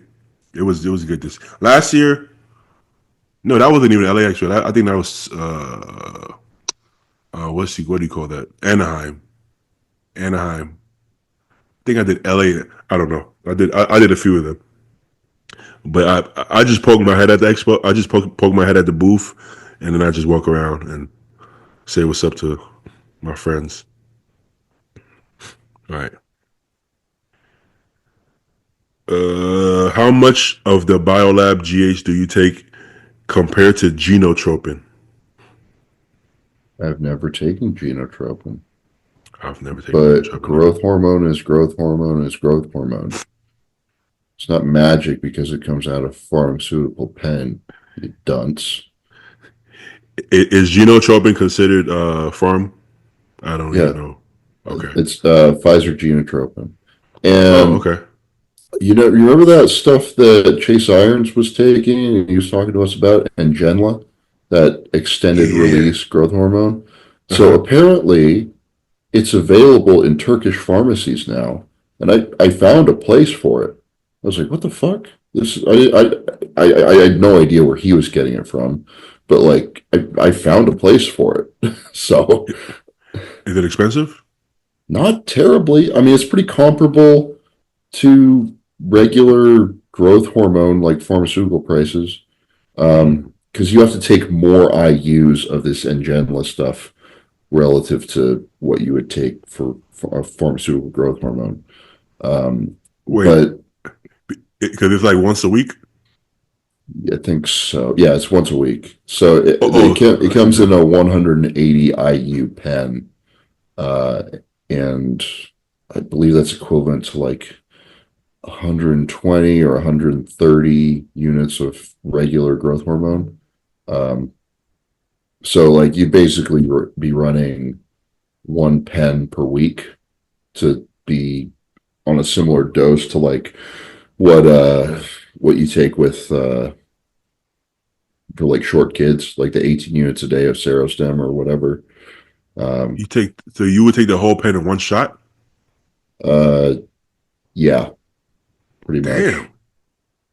What the fuck? This would be for like the like procedure for like kids who are short, right? Mhm. You basically you give them 18 units of Seros a day every day. What the fuck? Motherfucker Yeah, gonna have a fucking jaw. They're gonna have a fucking the jaw of a lifetime. Holy yeah, shit. dude. But that's like the I believe that's the pharmacy or the clinical dosing for it, basically. So you have to take a little bit more, but like compared to regular farm stuff for this new product that was released like a year or two ago, it's pretty surprising. Damn. Damn, those short kids will get some good sleep. Thinking 18 hours a day. Holy shit. That's insane. But you gotta do what you gotta do. Imagine how numb their hands get. Yeah. That's it, you know. You know, I had a really big growth spurt like sophomore year of high school, and I remember getting numb hands and elbows. Actually, I was like my elbows hurt, and they gave me ibuprofen. The doctor gave me ibuprofen just because my elbows and knees and hands were hurting. So yeah, I guess that's the thing. Okay. Best way to get good sleep in prep. Is there? Can you get good sleep in prep 4 weeks out? Uh, what I've personally found is like, yeah, you're going to be sleeping later, but like, I oftentimes you're like sleeping light and then you get up to pee like four times, which is really annoying. So what I'll do, I notice I get up to pee less frequently if I'm wearing my CPAP. So like, yeah, and I think if you're big enough to be needing a CPAP, like keep on wearing it throughout prep, even if you feel like you don't need to, because your body weight is lower. I'd keep it up because I think it's helping me get into a deeper sleep state, and it helps with that. So Usually at the beginning of prep, I get great sleep because I lose some weight. Then I get terrible. So let's say 20 weeks out to like 8 weeks out, I'll get really good sleep.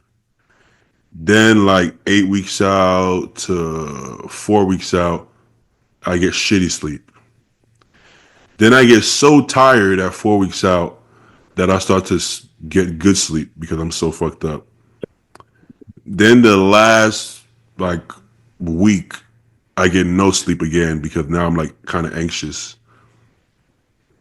Show the night before the show, unless I take a fucking Xanax or some shit, or really take a smoke a lot of weed or something, I probably will get no sleep. So that's how it goes for me. And I don't, I haven't used a CPAP in prep because I feel like I don't need a CPAP because I'm lighter. Yeah, I I was think using mine kind of off and on last year, but when I was using it more frequently, I was like, actually, I'd only get up to pee like once instead of like three or four times. that's really what does it. The peeing. I Yeah, have to wake up to pee. As long as I can go back to sleep, but it's not the same. Even if you go back to sleep, you woke up 3 times. yeah. You know, I don't you, know about you, but like I lose 5, 7 pounds overnight. yeah, me too. Yeah, in prep I lose a lot during night. But yeah, try those things. I guess. Well, it is part of the game, so you're probably not going to get the best night's sleep. But try those things. You could also try like melatonin, GABA, all that kind of bullshit. Okay. Would you rather burn to death or freeze to death?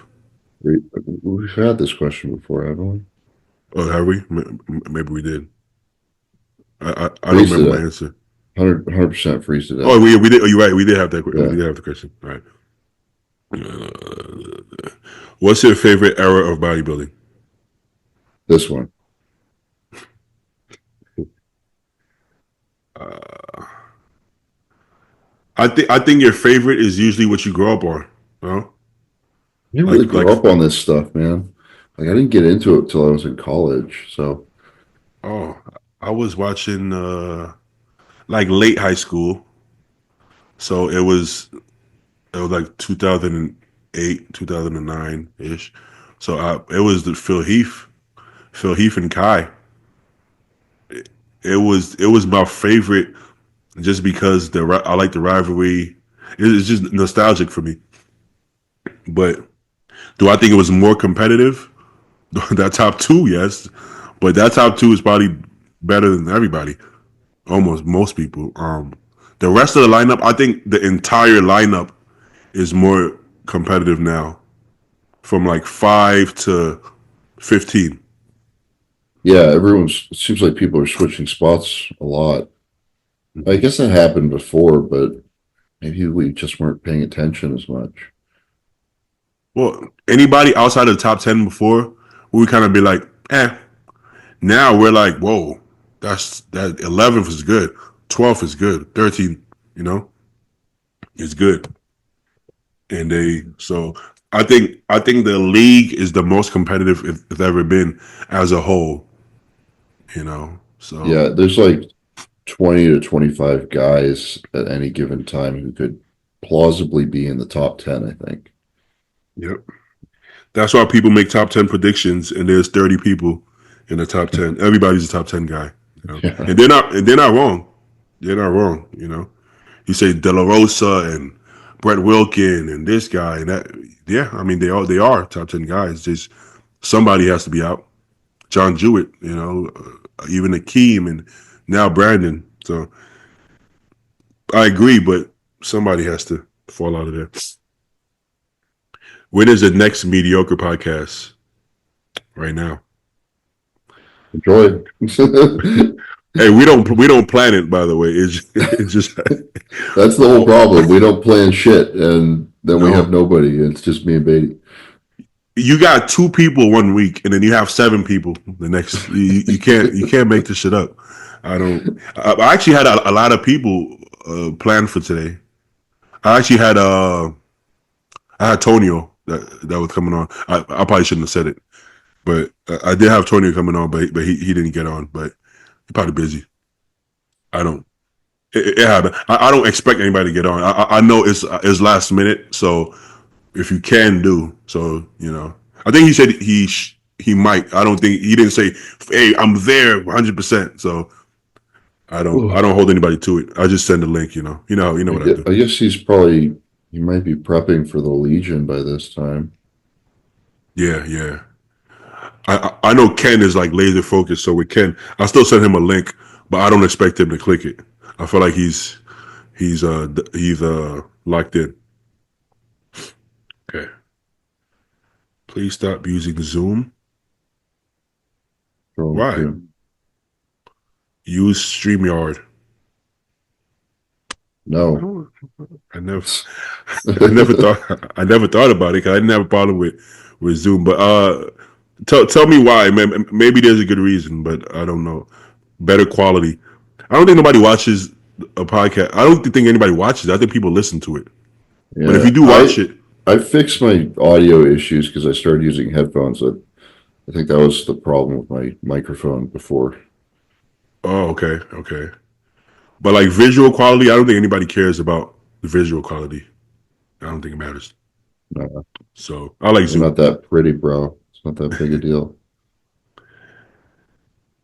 Best competition experience.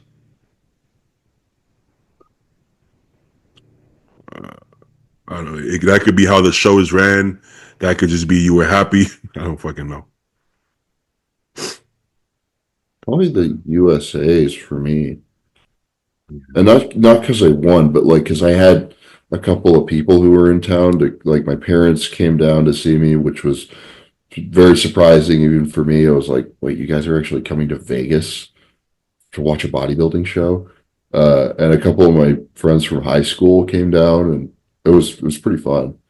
Um, Yeah, but for the most part, I was like I drove over there alone. I was in my hotel room alone. I was just on the phone with Blue frequently, and I mean, it's kind of a trippy time in my life thinking back on it, but very good memory. what makes it trippy? I don't know. It was just a weird point in my life. I just moved to Arizona. A lot of things were changing. And I was kind of like all in on this whole USA's bodybuilding thing. And I don't know where my head would have gone off to if I hadn't won that show. But fortunately, I did, so we don't have to worry about that. Things happen. Things happen at the right time, even if it doesn't feel that way. But things happen when they're supposed to, not when you want them to. You know. Yeah, Okay. it kind of just felt like it was happening, and I was going with it, and it worked out. So, Yeah. Okay.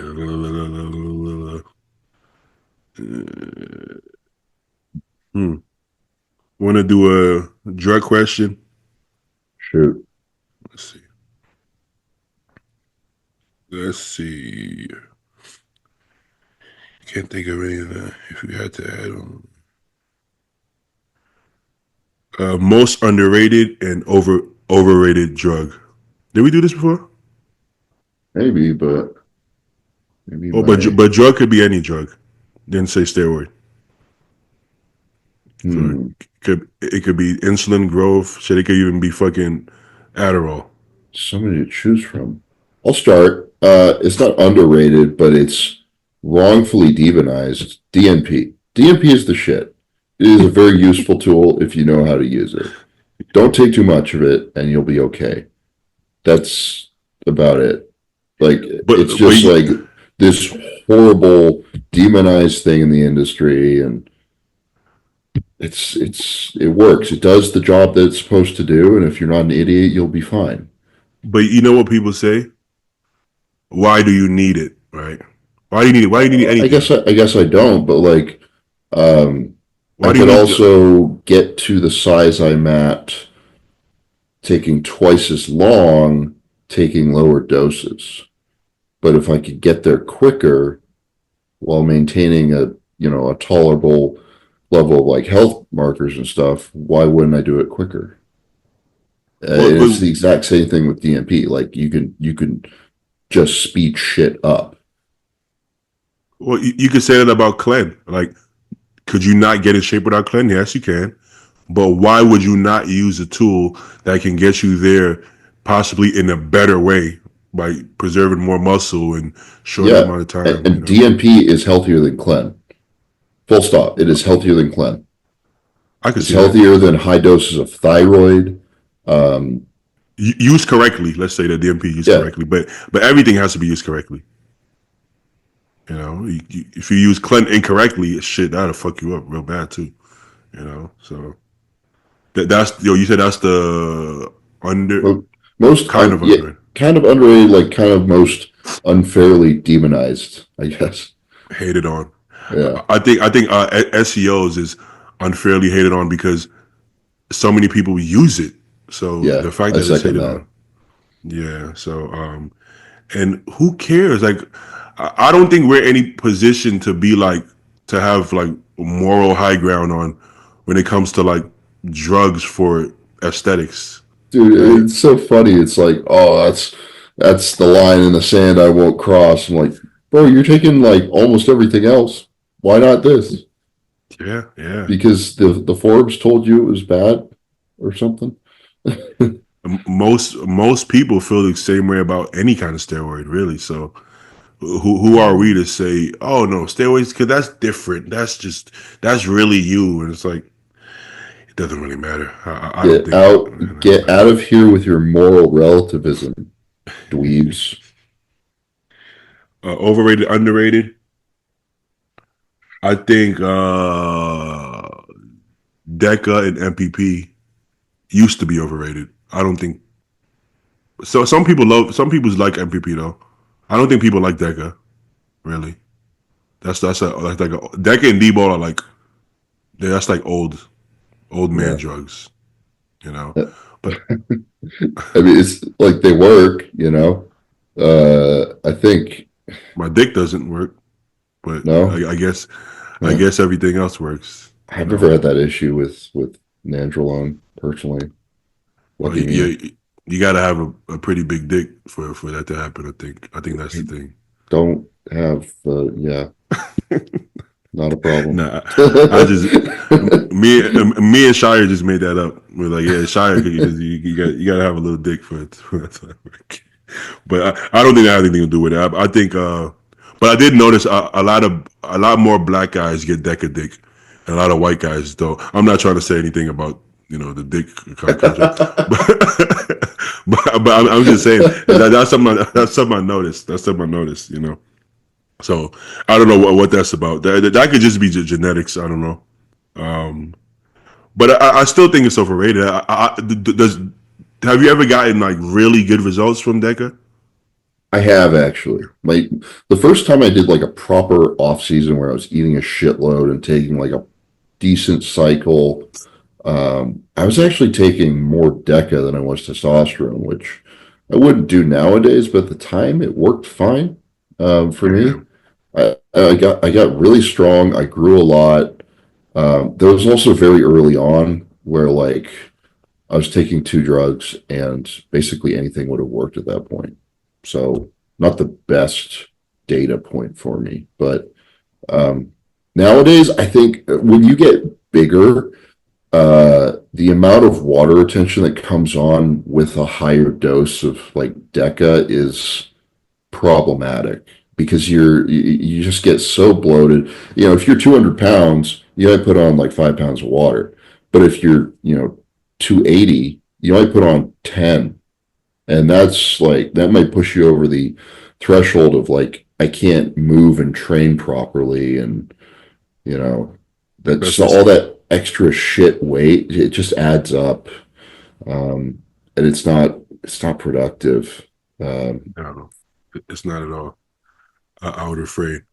All right, that those under we gave both underrated overrated. Okay, I think that What do you think I think about Masteron? I'm undecided on this. well this was the first off season I used it, but I still ran the EQ. I still ran testing EQ. I just added Master on, so I like the look, but I didn't replace it. I didn't replace like EQ with Master on. I just did both. So is that fair to say? I don't know. Obviously, if you add another anabolic, you'll probably get right. You'll probably get some benefit off of it. So Yeah. for me, it kept. I didn't have to use any AIs, and I looked harder, but still got just as big, just harder. So that's a win for me, Yeah, personally.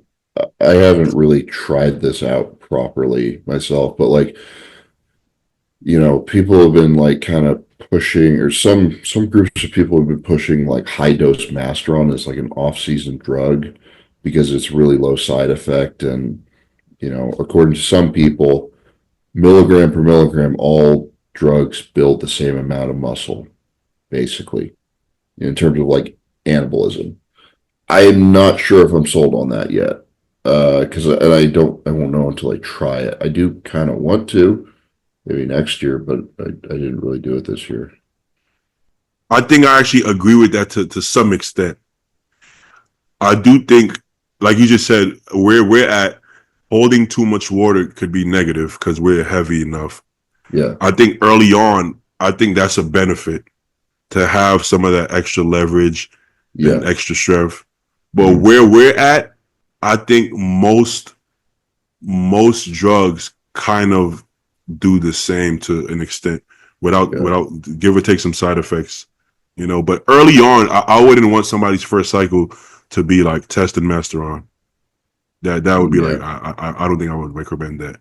I But think I think Primo is kind of more proven as a off-season drug.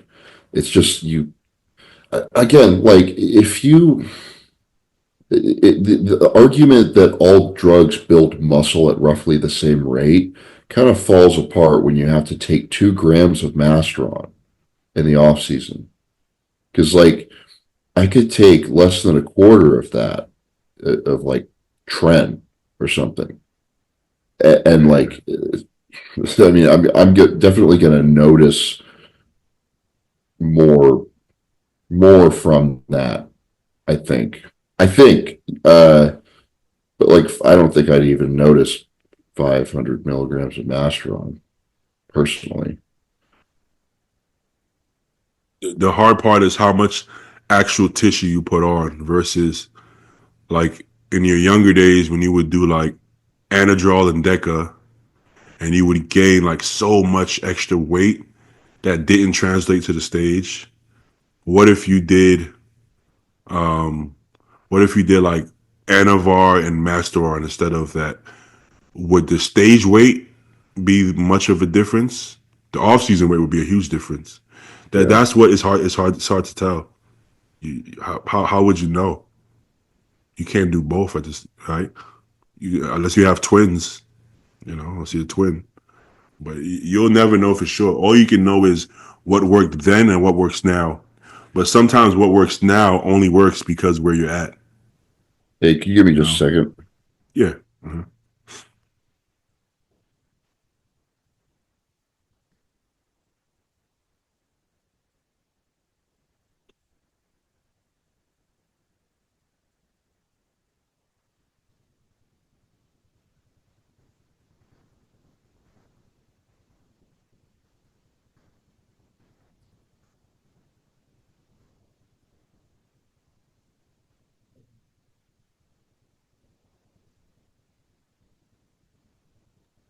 I'm back.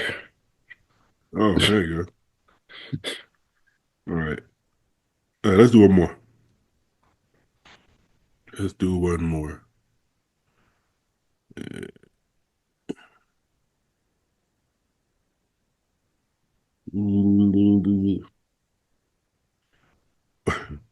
What sport do you think requires the most skill? I kind of, I feel like this is like a bro check question. Golf? Golf is pretty up there, dude. Because like you have like so many different shots and lies and clubs that you have to be able to like master for every situation you get into. And you're going to be playing in like different conditions and different courses, and there's not athleticism, obviously, but like skill, that's pretty up there. I think a good way to know if a sport requires a lot of skill is if it requires less athletic ability, because that's true skill, right? 'Cause athletic ability, I look at it as talent. Like if you're 6'8", 250, you don't need as much skill, right? Like I don't think I think LeBron is top two best players of all time, but I don't think his skill level is as good as his talent. He's built to be an athlete, whereas I don't think Jordan was as equipped physically. So I think Jordan had more skill. So Yeah. Okay. golf is a good example because you could be 70 and beat somebody that's 20 because you have more skill, regardless of his talents. So You ever seen Trump golf? no, Trump is no. actually a pretty good at golf. Like he's got a Yeah. janky looking swing, but he's played so much over the years, that, like he's kind of good. Well, that's how you know skill because it took him so many years to learn that skill. And he's like Right? 79. Holy shit! Yeah, that's pretty good. I think I think baseball does need a level of athletic ability, but no matter how athletic I was when I was younger, I was a terrible baseball player because I had no skill. Yeah, playing like hitting a ball or pitching is like one of the hardest things to do out there. I've heard. I never played baseball, but like 100%, things going a fucking 100 miles an hour. It's 100%. Yeah. insane. Football is one of the hardest sports if you're not built for it. But I didn't have any skill. I played football because I was built to play football. But I wasn't a good football player. I was, but I wasn't. I had no Yeah. skill. I didn't even know most of the rules, if I'm being honest. I was just big, fast, and strong. So people will say, most people would be scared to play football just because of the physicality of it. But it's not actually, it doesn't take a lot of skill. Most of these linebackers, they don't actually they don't barely know the rules. A lot of these guys are just big guys. They don't Well, really know what's going on. some of them are really fucking smart though. Like if you ever Yeah, seen like Ray Lewis or someone talk about how they would like read offenses and like tells and yeah, like yeah. play calling and stuff, like they're really keyed in. Like the really good guys are at least. At the NFL level, Yeah. you have to be that good.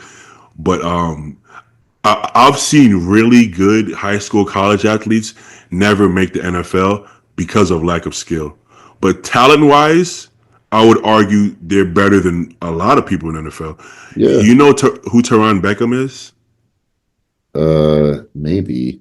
What do He's you play? he's Odell's cousin. He never Oh, okay. he I think he got signed by a couple NFL teams, but he never really played in NFL. Athletically, or he's way better than Odell. But he didn't have the skill level. He didn't have the knowledge of the game. So that's what separates. In the NFL, you got to have both. But at a high school level or even early college level, if you're built to play, you'll do pretty good. You know. So football, a quarterback, you need skill for a quarterback though. Football is a tough one. You need skill in every sport, but I wouldn't put football at the top. Well, like, can you think of anything that's like more skill than golf though? I'm trying to think of something, and it's I like think golf is all skill. archery. I mean, but like you again, you're shooting the same like same distance, same bow, same arrow every time, right? With golf, it's like all these different variables, different club, different lie, different weather, different course. Just constantly reading and evaluating your situation and like trying to hit a perfect shot. The You fucking know, wind, the wind speed. yeah, it's so Yeah. there's so much that goes into it. To the naked eye, I don't think people think that though. No, they like it's easy to bag on golf because like old fat rich guys play golf, Yeah, and but then there's like the fucking pros are super good, man. I agree. Trying to think what is More than Well, golf. I do agree with Fuad about gymnastics. I think gymnastics is extremely fucking difficult. Yeah. I mean, but both. I would say both athletically because obviously you have to be extremely athletic.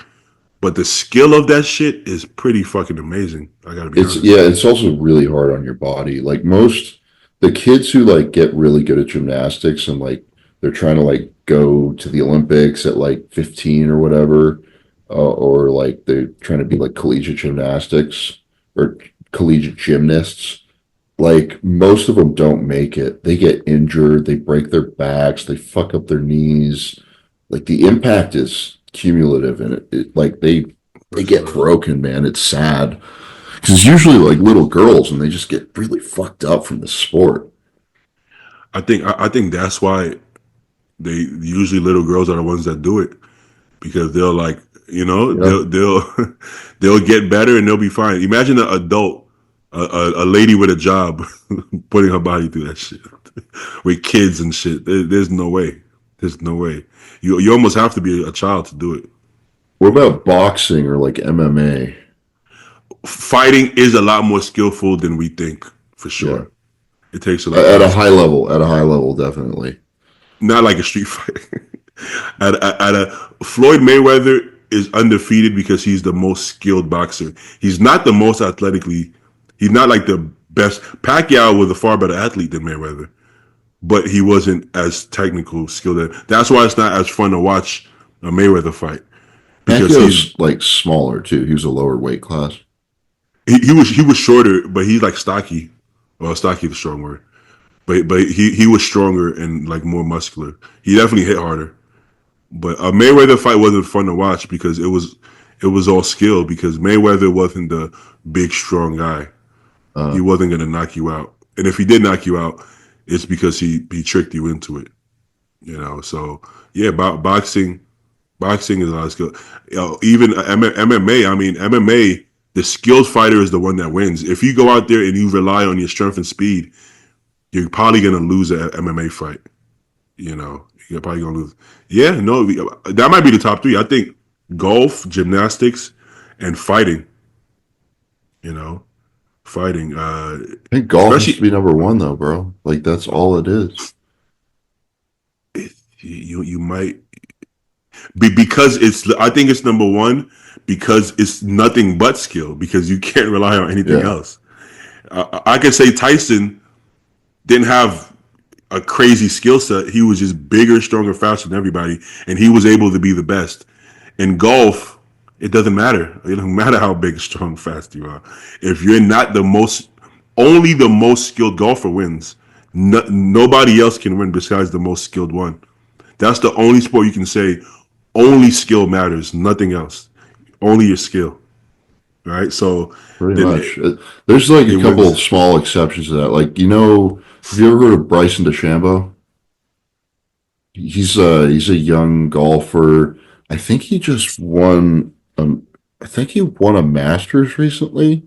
Don't quote me on that, but he He's definitely strong won as has fuck. he is pretty That strong. guy. He does like long drive competitions as well. Yeah. And like, those guys are fucking jacked.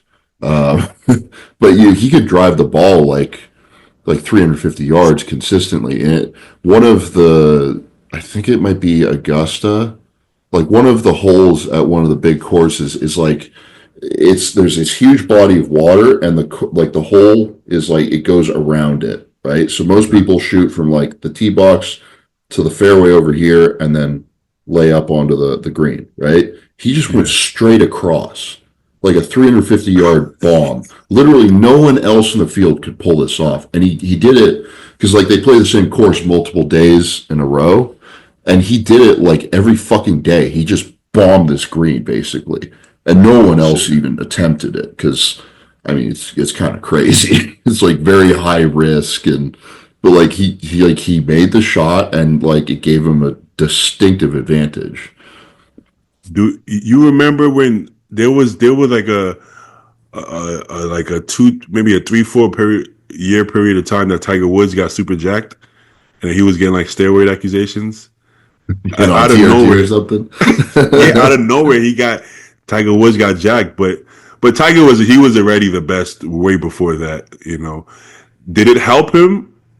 Maybe, I don't know, but not as much as any other sport. Still, Yeah. even if it he could hit it a little harder, it didn't help him. But Well, remember when he got LASIK surgery done and everyone was like, "Oh man, it's gonna make him so much better." it's Like cheating. I don't remember if it actually translated to like better play, but he definitely kind of played it up because I'm sure there was some sort of deal between LASIK, which is like a patented fucking eye surgery, to get more people to do LASIK because like, oh, look at how good Tiger is playing now. He can see better because of this special Yeah, surgery.